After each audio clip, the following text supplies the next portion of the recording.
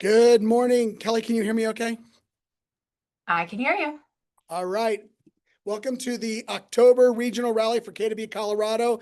I'm Russ Knowlton, your Regional Director, joined by Kelly Sutter, our Regional Operations Manager, Jenny Schlip, our Regional MCA, and Leslie Jackson, our Regional Tech Trainer. Today's agenda is full. We've got some announcements. We have a really exciting tech update with Leslie that has everything to do with your KW website.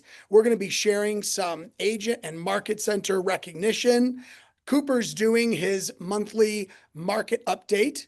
And then we've got a great panel of all-star agents that are going to be talking about 2026 starts now. They're going to be sharing about business planning and why top agents plan in October. Let's get right into the announcements. Big, huge announcement.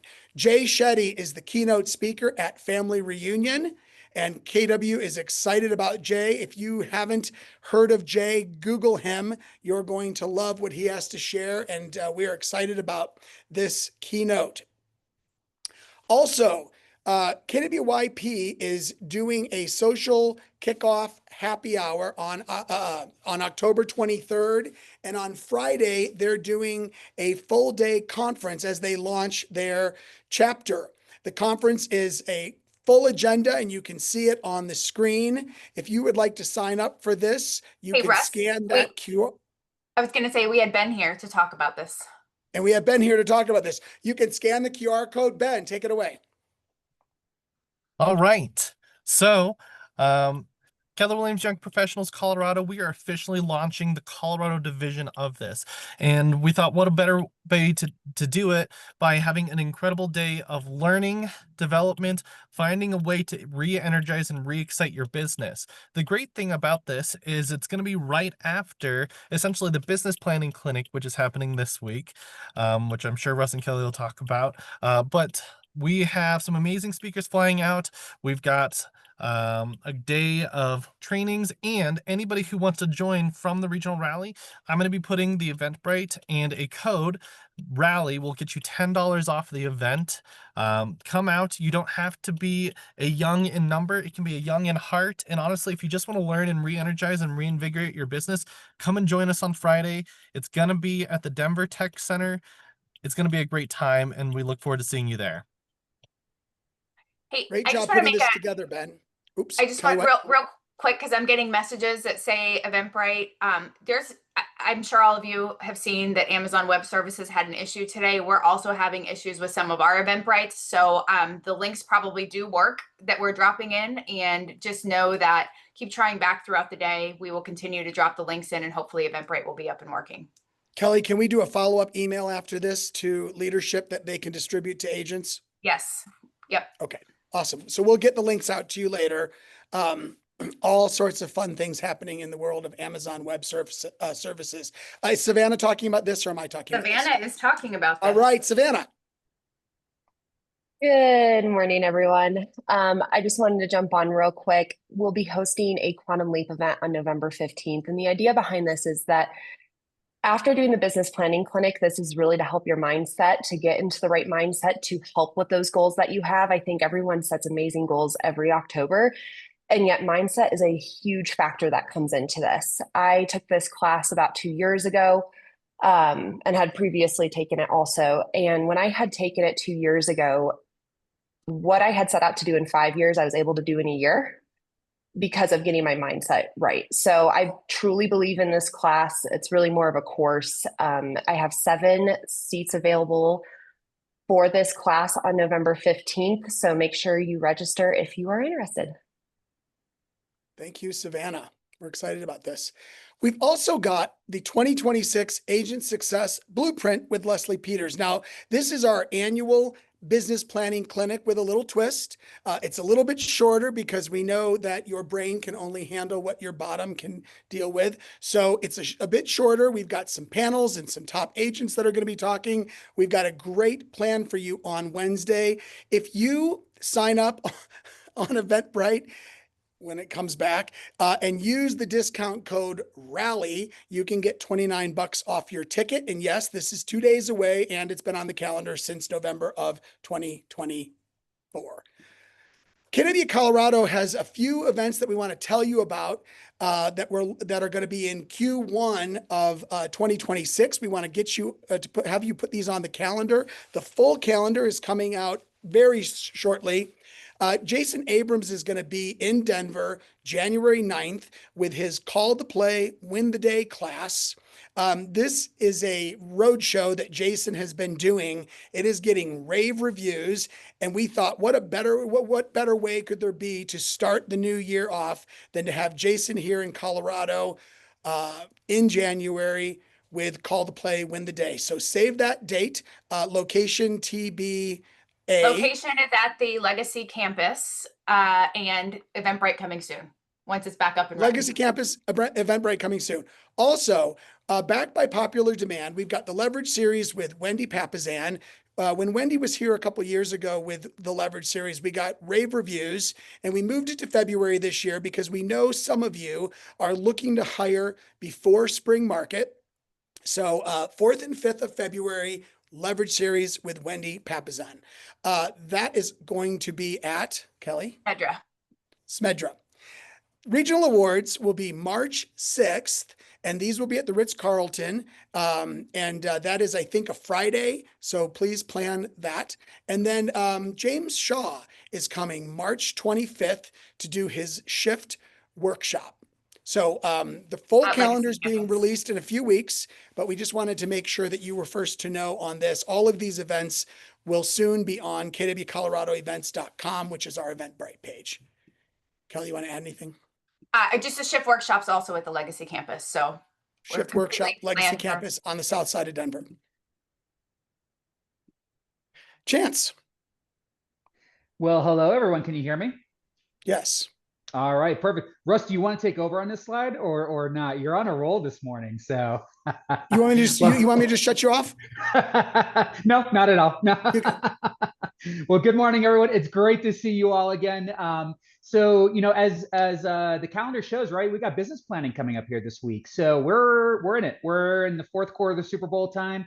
We're doing business planning on our end too, right? So I think there's a lot to, you know, reflect on this year on not only this market that we've been, you know, working through, but also some of the challenges that we face as well too. And that kind of keep that in mind, you know, as we're moving forward into mapping out our 26, right? And so did the things that we did this year work? And did the people that we worked with this year work as well too? right? So these are things to really reflect on, and if they haven't, then maybe it's time to kind of like reanalyze and think through, are your strategic partners really being strategic, and are they truly being partners, or are they being more passengers, right? So I want you to consider this, right? Look through all the deals that you've tried to do this year, and let's see if we can maybe bring something together that maybe fell apart through the cracks. Because right now, about 26 to 33% of deals that are financed are falling apart. So we could bring some life back into that with our Dream Saver program, right? So we got one more deal. I know someone here can squeeze at least one more in to help get that family in that home before the end of the year, because we still got time, and also get some money in the bank to get some Christmas shopping done, right? So, and not only that, can we help out with the buyers, but also with the sellers for those listings that maybe are a little bit on the, how can I say this, deferred maintenance side of things. We have, we have our signature loan program, which we can lend up to $100,000 that can help sellers get these homes turned around looking a little bit nicer and cleaner. So, but I will see you all at business planning on Wednesday, and looking forward to mapping out a good, strong 2026 with you all. Thank you so much. Thanks, Chance. So as always, we're grateful for all of our sponsors: Top Flight Home Loans, Growth Minded Talent Solutions, Rocky Mountain Title, Choice Home Warranty, and the Coordinator Team. Leslie, you're up. Hi everyone, happy Monday. I hope to see you guys this Thursday. I sure didn't miss you last week. I took an amazing vacation and I'm ready to get back into it. So this Thursday at 11 a.m., come join me. I will be teaching a class around how to set up client home searches in Command. Did you guys know that Command could do that? It's pretty incredible. And it will also give you feedback on what homes are looking at, and it will update them instantly so they don't skip a beat with homes coming onto the market. Next week, you'll also see some QR codes in Canva. This one's going to be a hot topic just because I've received some feedback that you all want to learn about how to create QR codes in Canva. Well, I've got you. Come join me the following week and we'll discuss how to do those inside Canva, as well as capturing leads with them. And then, of course, some AI magic around lead magnets and how to capture clients in your IG profiles. So join me on that one too. All right, next up, one quick update as far as websites. Websites have been a common theme these past 2 weeks, and I wanted to bring up that there are now templated custom pages that you can actually just click on and create within literally seconds. You can find this inside your website applet. Come join me on Thursday and I will show you how to. And that's it, Russ. Thanks, Kelly. All right. Thank you, Leslie. All of Leslie's classes and all of our training that's recorded is published at our YouTube channel at KW Colorado Region 7. And you can subscribe to that channel and get all the content dripped onto you. We're going to do some agent recognition now, starting with individuals. This means one person in production. This recognition is for September 2025. We're going to start with closed units. In the number 5 space, a tie, Mason Buck and Lydia Golesh, 7 units each. Number 4 with 8 units, Brenda Kellen from Summit County. Number 3, 9 units, Jill Laka, Wendy Saunders, and Carrie George. Number 2 with 11 units, Hussein Garcia. And number 1 with 12 units, Faith Young from Denver West. Moving on to volume. Fabian closed 3.7 million, Nicola 3.9 million, Lloyd 4.1 million, Sheila 4.2 million, Jennifer 4.4 million, Lydia 4.7 million, Joe Claire 5.5 million, Carrie 5.6 million, Stacy 5.7, and Tim Wade from Denver West led the way at 7.2 million. Great job on your closed volume individuals. Moving on to GCI, Jennifer Riggins took the 10th spot, Dan Egan the 9th, Nicola Dixon the 8th, Stacy Strayer the 7th. Number 6 was Lloyd Crum. Number 5, Heather Christensen. Number 4, Carrie George. And our top 3 individuals, GCI, Lydia Golesh was number 3, Joe Claire number 2, and Denver West's Tim Wade number 1 with $159,046. Great job, individuals. Moving on to teams. The teams mean 2 licensed agents. In the number 5 spot with 3 units closed, Thrive Homes, AN Homes, Margaret Gate Homes, SNRG. Homes, Team Rochelle Cozzolino, Foot Team, and Platinum Properties Team. Number 4 with 4 units each, the Steve Henson Sales Team, the Artisan Group, Lifestyle Properties, and Signature Home Team. Number 3 with 5 units, Pasternak Properties, Discover Colorado Team, the Cantera Team, Jill McFerrin Group, and Tony Greer and Associates. Number 2, 6 units each, Seed Property Group, Deluxe, and number 1 with 8 units, the Vincent Group from Castle Rock. For volume, Lifestyle Properties was in 10th place, AN Homes 9th, Jill McFerrin 8th, Deluxe 7th, 6th was the Cantera Team. Number 5 for September, Discover Colorado Team. Number 4, Seed Property Group. And the top 3 closed volume teams, Signature Home Team number 3, the Steve Henson Sales Team number 2, and number 1, the Vincent Group. Moving on to GCI teams. Lifestyle Properties was number 10, Seed Property Group number 9, the Steve Henson Sales Team 8, Discover Colorado Team 7, number 6, the Cantera Team, number 5, Deluxe, number 4, AN Homes, and our top 3 GCI teams, the Vincent Group with 95,000, Jill McFerrin Group with 96, almost 7,000, and Signature Home Team, 114,190 bucks. Great job, teams. Moving on to group. This is more than 2 licensed agents. Number 10 with 8 units closed. June's Team tied with High City Group, tied with, I can't see on my screen, the Vest Team. Number 9 with 9 units, Relevate tied with Hudson Stonegate Team. Number 8, the Phoenix. Number 7, Next Gen Home Group. Number 6, the PCS Pro Team tied with the Thompson Group. Number 5, the Dixon Group. Number 4, Empower Home Team, Colorado Front Range. And the top 3 closed units groups, Jamie Baker Orr Team. Number 2, Colorado Lifestyle Real Estate Group. And number 1, the Johnson Team from downtown Colorado Springs. Great job. 35 closings. Wow. For volume, Hudson Stonegate was at 4.4 million. The Gallegos Group, 4.5 million. The Bruner Bunch, 4.7 million. The Skinner Team, 4.9 million. Jamie Baker Orr Team, 5 million almost. The Dixon Group, 6 million. Empower Home Team, Colorado Front Range, 9.5 mil. And the top 3, the Thompson Group, 11 million. Colorado Lifestyle Real Estate Group, 12 million. And the Johnson Team led the way at just shy of 17 million. Great job, groups. GCI, the Brunner Bunch was number 10. The Tiffany Home Team, number 9. Relevate, number 8. Next Gen Home Team, number 7. The Kiker Team, number 6, Jamie Baker Orr Team, number 5, Colorado Lifestyle Real Estate Group, number 4, and our top 3 GCI groups, the Thompson Group, $247,715, Empower Home Team Colorado Front Range was number 2 at $290,628, and the Johnson Team led the way at $405,441. Great job, Johnson Team and all of our groups. Moving on to expansion. These are expansion teams that have hubs in Colorado. For closed units, the Phoenix was at 13.5 units, Relevate at 14, and Selling Southern Colorado, 22 units. For volume, Selling Southern Colorado at 4.9 million, almost 5 million, the Phoenix at 6 million, and Relevate at 6.3. And GCI, Selling Southern Colorado, number 3, the Phoenix, number 2, and Relevate led the way for expansion on GCI. Moving on, congrats to all of our top performers. Moving on to market centers. For closed volume, Summit took the 5th spot, Client's Choice the 4th, and the top 3 for closed volume, Denver West at 55.5 million, Downtown at 77.1, and Denver Tech Center at almost 120 million in closings. Great job.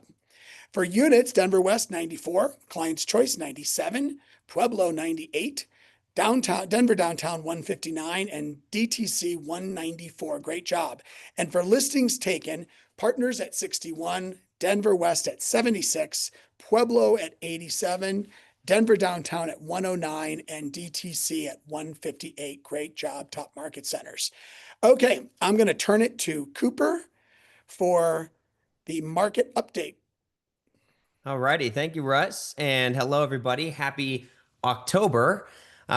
Cooper Thayer here. I am your Chief Market Strategist for the KW Colorado region and here to talk a little bit about what we saw in the market in the past month. So let's dive right in and do a quick overview on the statewide pulse. So what are we seeing statewide? And honestly, not a lot of surprises here. Again, activity is up a little bit compared to last September. We have seen almost 1% increase in new listings statewide, and we certainly have seen a pretty big jump in the number of sold listings, up about 8.3% statewide compared to last September.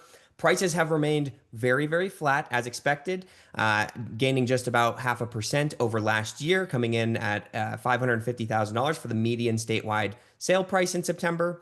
Percent of list price received down a little bit, but I want you to ignore that number for now because we're going to dive into some more details on that. Average time on market, of course, as we all know and feel, is up almost 20% year over year. And inventory is the big driver behind that. There is so much inventory on the market, 4.5 months statewide, just a little bit more than last year. What I really wanted to dive into today is how do we frame this data to our clients? And what's really important is I think a lot of times when we talk about market trends and statistics and data, it's very seller oriented. We are talking about how it impacts sellers. But we all know that those numbers I just showed you aren't really ideal for sellers right now. And we don't necessarily want to talk about how hard it is to sell your home. So conversely, what I want to share with you is how I'm framing all of this data to be in favor of buyers, because when selling gets tough, buying gets a little easier. So you can see the Denver Post headline there. Last month, buyers are scared to act. That is not a good headline for us who are trying to bring buyers into the market. We all know we have plenty of inventory and we need more motivated buyers in the market to sell that inventory or to buy that inventory. So, my quote in the Denver Post this month was really oriented towards the benefits of being a buyer in the current market because of our excess inventory and because of the leverage that buyers have right now. So I want to share a couple specific statistics with you that you can bring to buyers that may be on the fence, what I'm calling the wait and see buyers, the buyers who are scared to enter the market and don't want to act. So first thing to tell them, buyers have more choices than they've had in about 14 years. And what I mean by that is we have tons of inventory. This chart represents the number of active listings in the RE Colorado MLS every single month for the past, 17 years.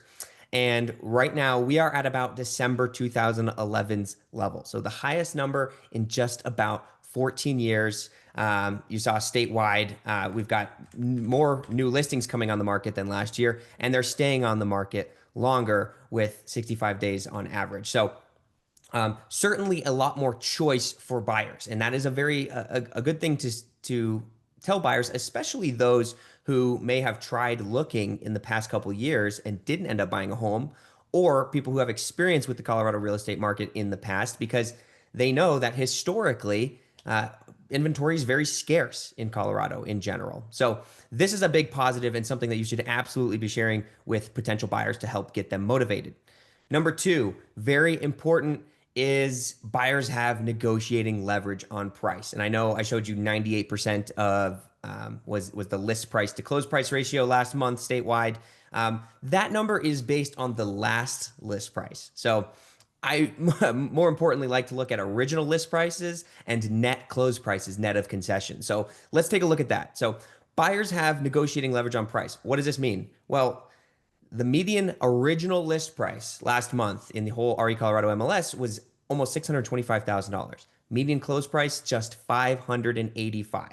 And we've seen this year median original list price to close price ratios, represented by those black bars on the bottom, has been about 3 to 4% lower. So we've seen, on average, most buyers are getting a 3 to 4% discount on the top line. Now, you see my warning there. If you have children in the room, turn them away because I'm going to show you a crazy number. This month, so far, 93.6% is our median original list price to close price ratio. Let that sink in. That's a big discount. And that's not all, because number three, what you should share with buyers is not only do they have that ability to negotiate on the top line on price, but they are also negotiating on concessions.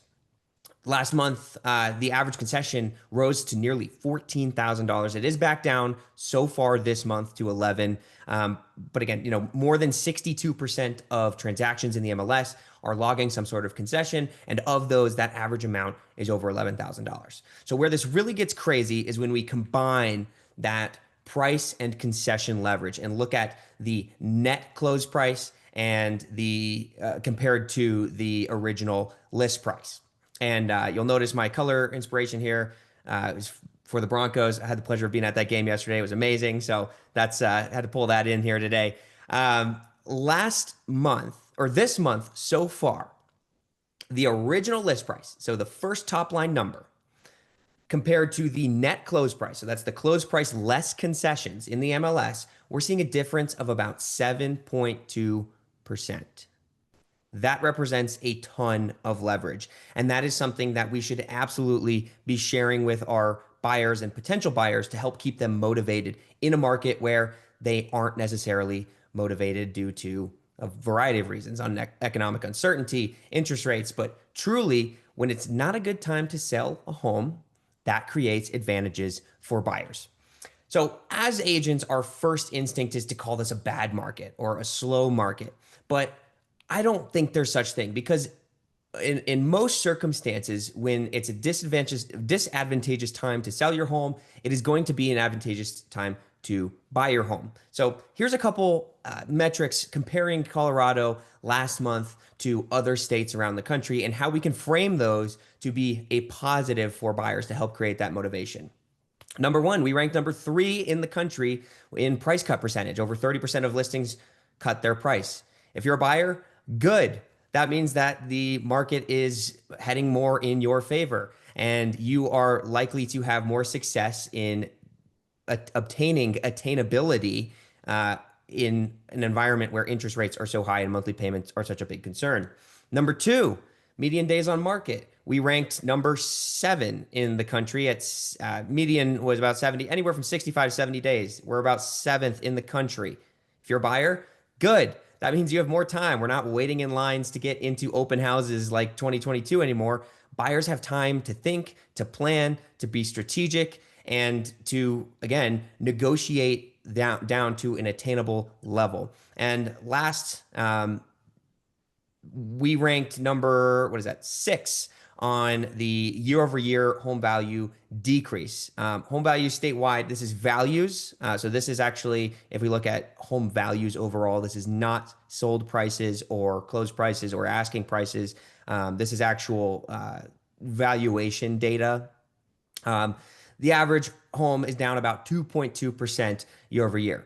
If you're a buyer, good, because everybody wants to spend less money. So reframing our rhetoric to take what our first impression is a bad market to something that is sellable to buyers, to get them motivated and get them excited and present them opportunities, is something that we should all be doing.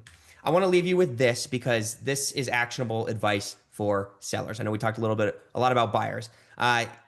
Showing activity is very slow right now. And if you have any listings, you know that.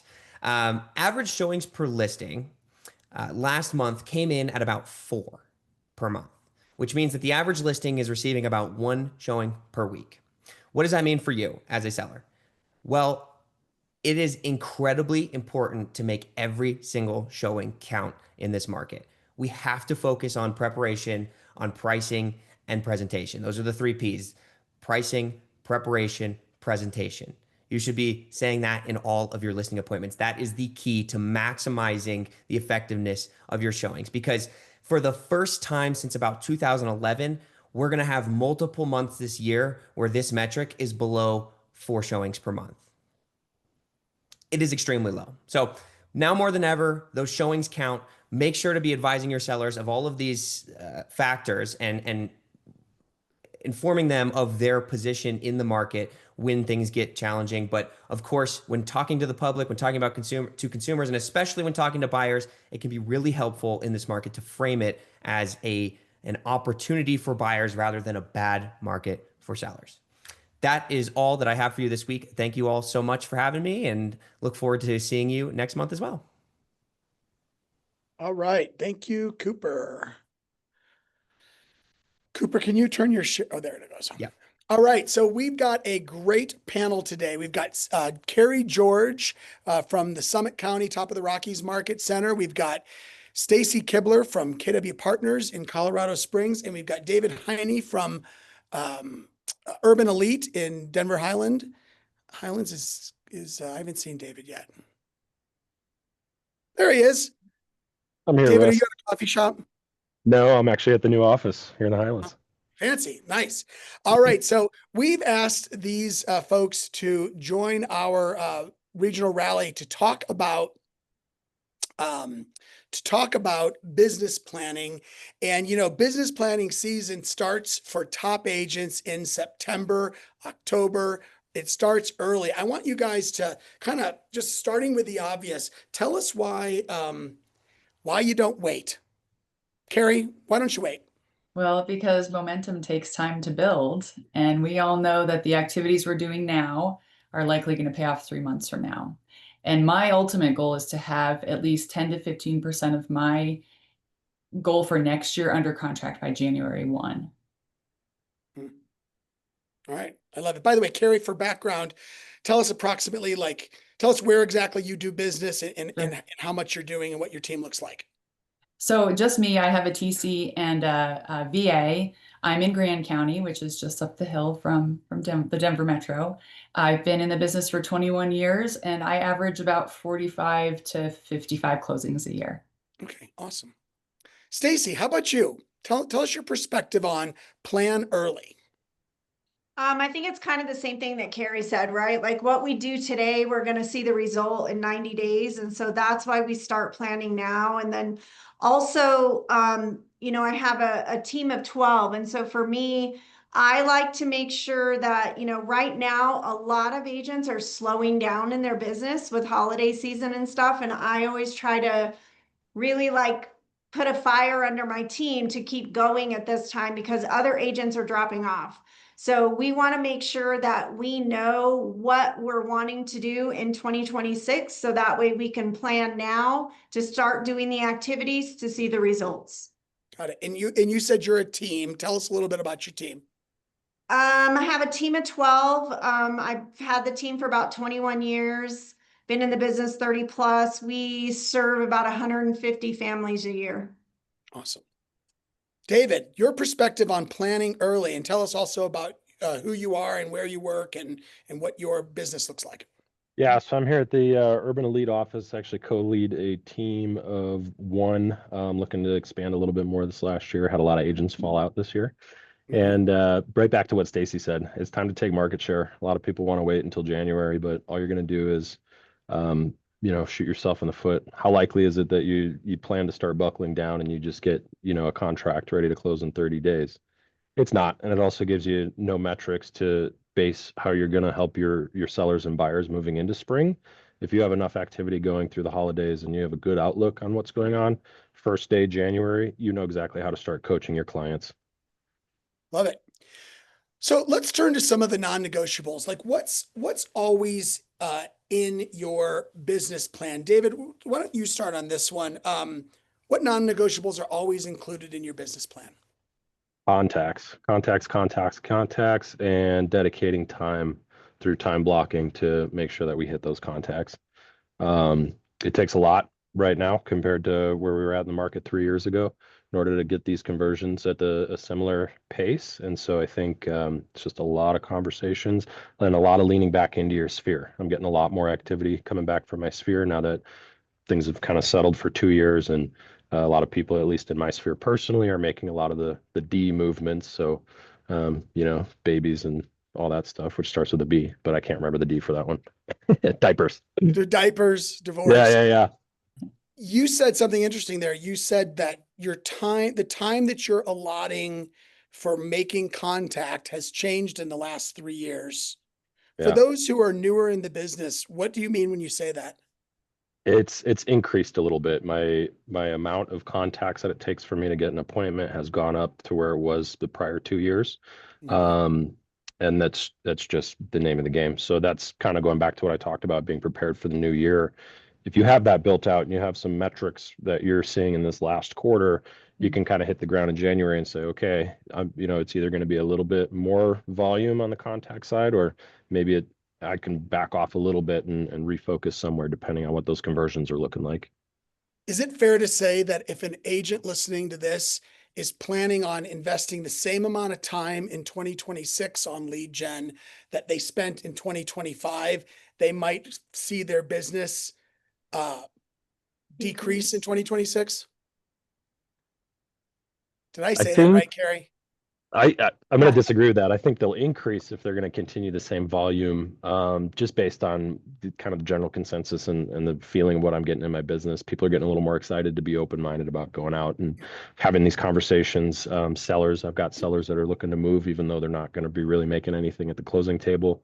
So it's just kind of coming back around where the general consensus feels like things are getting back in motion. So I think 2026, if you continue the volume that you're cranking out this year, you'll probably see a little bit of an increase in your business.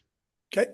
Stacy, how about for you? David said that making contacts and time blocking are non-negotiables. What's non-negotiable for you? I think one of my big things is that I want to make sure, because I don't run a team dependent model. I teach my team members how to run at least 3 lead levers. Usually it's 4, right? They have their 3, and then we add my team in there, the team leads in there. But I think for me, it's making sure that we're paying attention to the top lead sources and understanding like where our business is actually coming from. So that way they can understand, what do we need to double down on? Do we need to double down on the sphere, the referral piece of it, the social media piece of it? Or maybe we need to, maybe I had an agent that decided last year they were going to add open houses as a lead lever, and it's not working for them.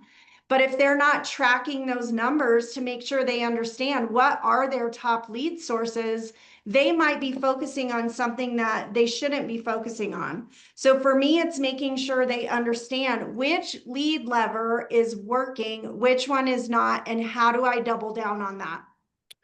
So you guys are going to list your 150 transactions or so. You're going to figure out where each of them came from, and you're going to figure out by agent what's working and what that we can push on, and what maybe wasn't effective in 2025. Correct. Love that. Yep. Carrie, what would you add to this? So before I came to Keller Williams, I didn't even really know what business planning was. Every year my goal was, well, I just want to make more money than I did last year. I want to have more closings than I did last year. And that can only go so far until you find that you are treading water and sinking at the same time. So when I came to Keller Williams, I was introduced to the economic model in the spreadsheet, the spreadsheet, and working with the LID, which is Gene Rivers Lifestyle Investments and Debts. And that was a complete game changer for me, because I was able to get very serious about the amount of money I needed to live my life by design, get really serious about my business expenses. And then that with that spreadsheet translates to how many closings you need per year. And that has been such a powerful tool in my business planning. I couldn't do it without it. Sure. So I was going there next. And the question I was going to ask is, do you start with your income goal and work backward, or do you look at your activities and work forward? It sounds like you start with, how much does it cost for me to live? How much do I want to invest, or what do my investments look like? And the D stands for? Debt. And what kind of debt do I have? Those income goals add up to a net income that you need to make. Yep. And then you go from there. Yeah, and you can factor in your average commission, and the spreadsheet does all the math for you. It tells you exactly how many listings you need to sell and how many buyers you need to work with. And it also shows you how important it is to track. So, going back and looking at your business, what is your ratio of listings to buyers, and what's your conversion rate on listing appointments or buyer appointments? How many of your listings sell? How many expire? So you start to get very intimate with your numbers, which I think when you do that, then you start to, it has a meaning. And so you're more likely to follow through with your plan. Mhm. Love that. Have you seen changes to your conversion rates this year? I have. Uh-huh. Yeah. So in your area, what are you seeing? I would definitely say the buyers are the ones where I'm really seeing a big shift. The sellers, I still feel my conversion rate is still maintaining very well, but buyers are just, they're kind of spooky right now. They come and go, and the whole lawsuit has been, I think, challenging for them to understand. And so that has definitely dropped off. So it's taking more buyer appointments to get a buyer agency signed, and it's taking more buyer agencies signed to get a buyer deal closed. Yeah. Stacy, how about you? How do you work it? Same thing. So we start with the lid, and then we put that number into the economic model, and then the economic model breaks it down, and it says you got to go on this many appointments. And then we also have to, we track our numbers every week in our team meeting where we go over contacts, appointments, and the effort, right? Like sometimes, sometimes agents activity isn't what they necessarily think it is. So every week when we go through those numbers, we start with, okay, what was the activities that you did? How many contacts did you try to make? Number one, how many did you actually make? Because that's going to help me as a team leader understand who's converting and who's not. And then we go into the appointment of, we went on this many appointments, but we're not getting the contract. So is the conversion problem getting the appointment, or is the conversion problem closing the appointment? Got it. David, how about you? Do you start with the income or start with the activities or something in between? Yeah, pretty similar. Kind of reverse engineer it from, what our goal is to hit, and then what that looks like compared to conversion. And then another question coming up is that, kind of throughout the year, we'll look at that on a basis to see how we need to adjust back to, is it the activities that we're doing? Are we needing to, refocus how we're reaching out to these people? What the strengths might be for this year? Because sometimes people just don't feel like going to a bunch of events one year, but they'll pick up the phone every time you call. So a little bit of shifting in there as well as you kind of move through the year. So you all talked about life goals and in some things outside of just the business piece. I'm just wondering for each of you, how do you tie personal things into your business planning? Family, freedom, impact, things like that. David, why don't you start? Yeah, I've actually, so I'm making a big shift into the social space this next year, and that's actually something that's kind of reigniting me to get back out and just kind I've of seen you share my eat more story. pizza this year than anybody, I think. I think so, yeah. I'm getting on a big kick for it. And those are the things that I, It's originally working. loved when I moved to the city. And I thought, I met with somebody who kind of sat down to help me with some brand recognition and start getting into the social Yeah. space a little better. And so that was something that sort of reinvigorated me as far as my business. So I've weaved that in on a personal front, and then, a lot of, traveling to the mountains and stuff like that with the wife and dog. So that's just sort of tied back in. And then also you have your why at the end of the day. What is it that we're coming into the office to do this every morning? How are we positively impacting people around us? And then what are we setting up for in the future? So a handful of different things, but I think if you can figure out how to kind of weave it in, and a lot of new Yeah. agents at our office, that's what we're talking about. Go out and try different things. Open houses aren't for everybody, but you might really enjoy them. And you might find out that you just like hanging out and talking to the neighbors that come through. Yeah. Or if you like throwing events, go to the coffee shop, set up a little thing that says, I'll give free real estate advice. If that's your morning jam and you get energy from doing that, then I say you go make that part of one of your pillars and figure out how to leverage that. Yeah. Stacy, how about you? How do you weave the family, the freedom, the impact into the business plan? When we do our business planning as a team, I give them a packet, and part of that packet is, I think it's called the My Long-Term Goals. It came from the One Thing, and basically it breaks it down where the top is the personal, bottom is the business, someday goal, 5-year goal, 1-year goal. So I give them that, and then we also, from the One Thing, we look at those 7 circles, right? And we I try to do it like the 1 through 5 technique instead of 1 through 10, because that's too many numbers. So I have them go through all the circles and, you know, kind of rate it 1 through 5. So that way they can see where they need to focus. But for me, it's when you go and you put your personal goals first, and then you build the business goals around the personal goals. And that's really where the lid comes in as well. Like, am I going to be able to do all of these things? But I just feel like they have to see the personal goals with the business goals to just make sure that they're in line with each other. So that's kind of how we do it. Yeah. Carrie, what about you? So I'm in a little bit of a different situation. My daughters are 11 and 15, so I have 6 more years left with them that they're going to be home and thinking me and dad are still cool. So I have. I don't think it'll last that long, Carrie. I know, you're right. That's probably true. So I would say plateau is not the right word, but I have kind of plateaued my business planning for the next 6 years. I've sort of put it at a spot where I feel very comfortable, where I am growing my business incrementally, but I'm not seeking really stretch goals right now because of the season of life that I'm in.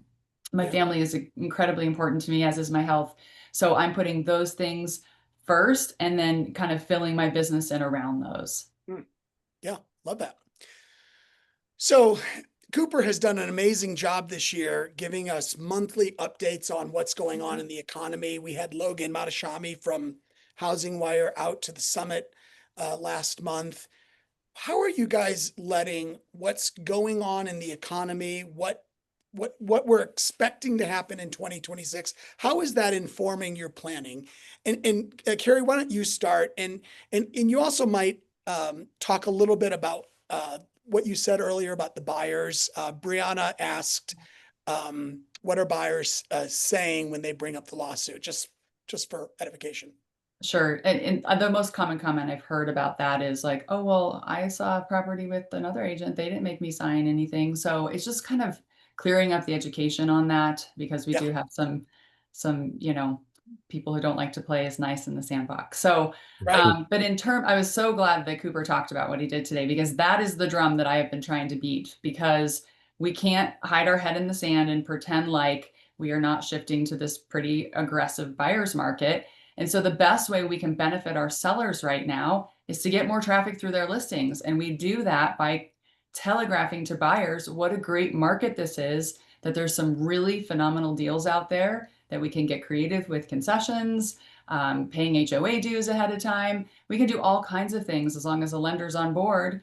And so that's the drum that I've been beating, is just like trying to get the buyer traffic excited and wanting to, you know, I'm up in the mountains. So, you know, people who have had a dream of owning a mountain property, this is the time. This is the time to make that acquisition. Yeah. Stacy?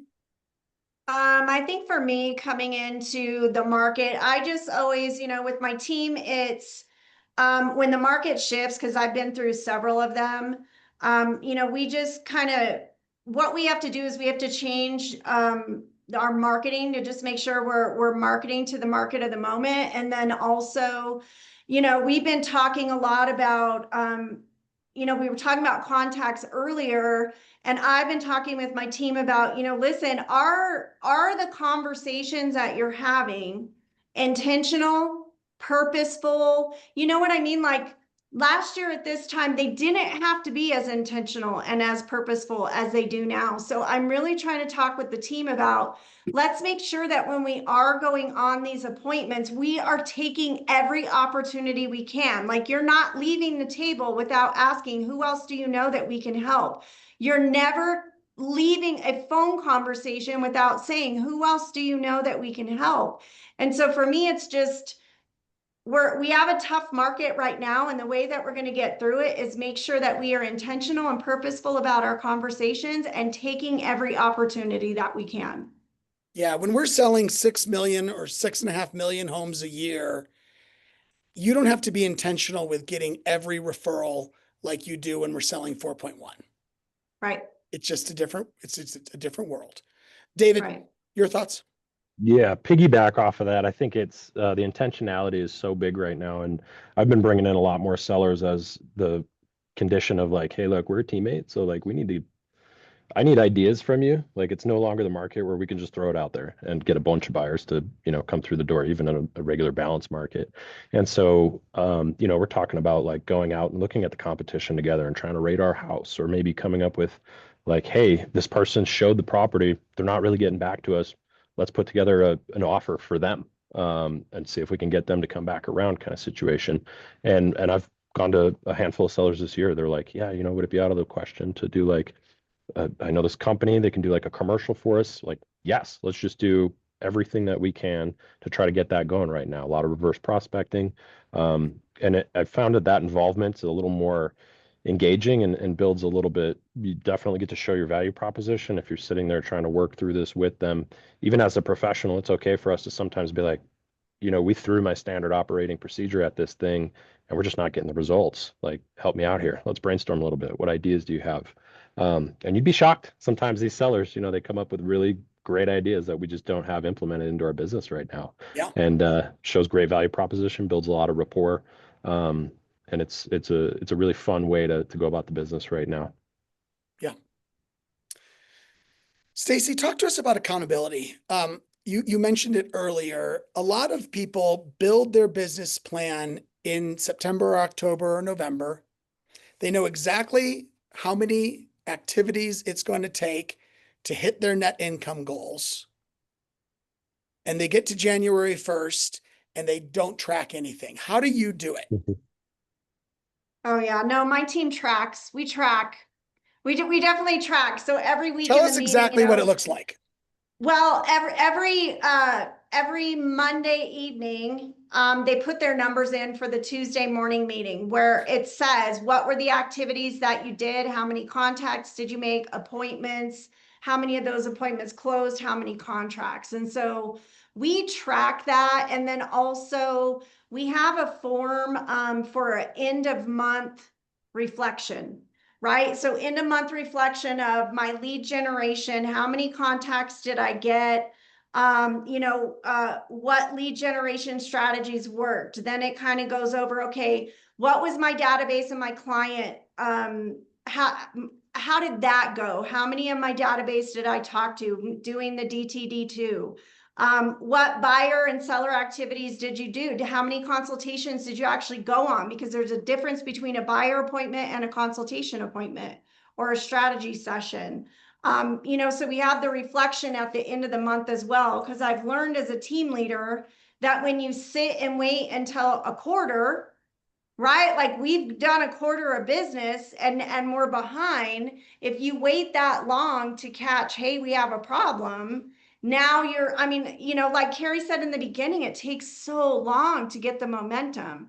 So, we track weekly, we hold each other accountable in the meeting weekly, and then we can also do an end of the month reflection as well. Got it. Carrie, how do you, as a solo agent with admin help, how do you hold yourself accountable? So by using the economic spreadsheet, I know exactly how many listings I need to sell and buyers I need to close. And then I break it down by a daily contacts that I need to make. And I also work off a tracker. So it's points based. And so my goal is to have 30 points every day. And sometimes when I'm like, 3:30, I got to go get my kid from school in 30 minutes and I need to get 10 more points really quickly. I have some high value, but easy tasks that I can go in and just create engagement, create contacts. So that's been really helpful. That helps me kind of gamify my day so that it doesn't feel like a grind constantly. My business is also really listing heavy. So it's very easy for me to track my listing appointments. I'm not as good about tracking the buyer appointments. I'd like to get better at that. But I just go old school on paper with a little tracker that I made in Canva that helps me keep track of the appointments I go on and the ones that I secure.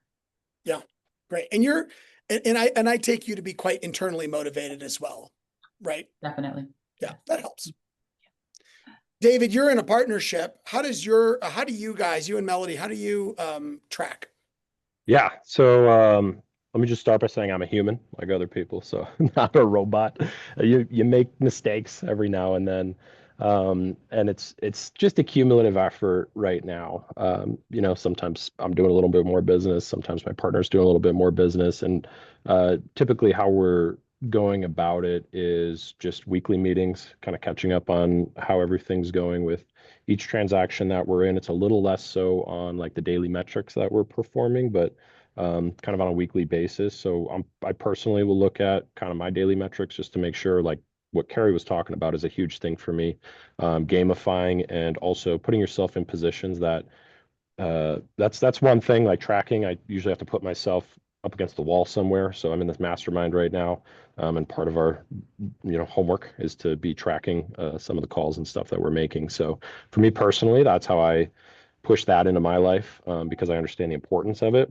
But it's definitely always kind of a work in progress on how I'm doing it, how effectively I'm doing it. I switch from pen and paper one day to my phone the next day. So that one's a little scattered, but I think I'm figuring out a pretty good plan, working with the new command stuff and things like that. That's actually helping quite a bit. Awesome. All right, we just have a few minutes left. When things inevitably go awry and you find yourself behind goal, either appointments attended or listings taken or closed units or GCI, David, what do you do to adjust and get back on track? I typically will go for like some outside feedback. One of the things that motivated me for social media this year was sitting down with Day, actually from Daylux, and kind of talking about, he did a presentation here at the office that really inspired me to do that. And I was a little bit behind my goals at that point. And it was another tool that I got to introduce that sort of reinvigorated me halfway through the year to catch back up. So now we're back on track.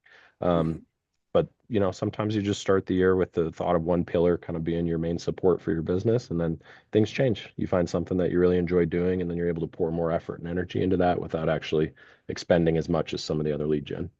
Got it. Carrie, how about you? When you find yourself not tracking and behind goal, what do you do? So first thing I would do is I'd go to my pipeline and see if there's anybody I can move up. Someone who had said, oh, 6 months, I'll be ready, see if I can get them moved up at all. The other thing that I had to do this year that was different, because I did find myself behind goal. I'm probably would say a very low pressure salesperson. It's just not in my DNA. And I found myself like having to do real estate matchmaker. I had a buyer. I knew this home was perfect for her, and I literally had to drag her in there. And it was because I found myself behind goal. I'm like, she's going to buy this house if I can just get her in there. And before I would have been a little more passive about it when the business seemed to be kind of cranking along. But this year was a challenging year, kind of midway through. And I had to change my mindset about like how I do my business, and just kind of go after it a little bit more. Yeah. Stacy. I think when we have like a midday Mayday and a 5 p.m. protocol, which is kind of the same thing, right? It just depends on, all of my agents kind of run their business their way. So they're each going to have a different protocol that they use. And then they've got to decide, okay, is it going to be the midday Mayday or is it going to be the 5 p.m. protocol? And then here are the things that we have to do to make sure that we get to the number of contacts that we need for the day. Yeah. So what I'm hearing from all of you is that you are looking at the numbers throughout the year, throughout the month, throughout the week, and figuring out when you are off track so that you can move forward and right the ship. Correct. I love it. Yeah. Yeah. Carrie, Stacy, David, thank you so much for sharing with us today. Absolutely. Thanks for having us. You. All right. Hey, last thing, don't forget that we have a discount code for Wednesday's 2026 Agent Success Blueprint. If you want to run your business in 2026 like one of these top agents, check out the Agent Success Blueprint, kwcoloradoevents.com. Next regional, don't forget, rally is the $29 off. Next regional rally is Monday, November 17th. Hope you have a great rest of the month. See you soon.